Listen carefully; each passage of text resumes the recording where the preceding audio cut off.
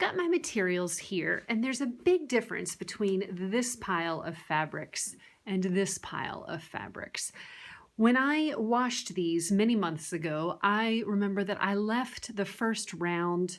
I think I might have done 4 or 5, actually maybe 3 or 4 yards at once, and I left them in the dryer and forgot about them. And so when I pulled them out, they were very crinkled, and I don't even think I've tried to iron these yet. The other material, the material in my hands right now, this I pulled out of the dryer while it was still wet. I hung it on a line, and I do believe that I ironed these quite well, and so that's why they're much smoother.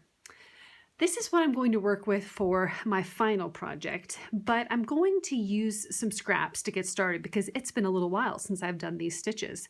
And every time you leave and come back to this practice, you'll find that it takes a few stitches to get into the flow and to have consistent spacing and a consistent depth as you work.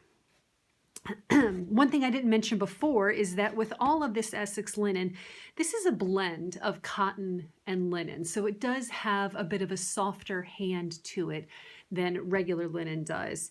And it's kind of fun to look at the different textures that are offered in this. This is a homespun material, and this is their yarn dyed.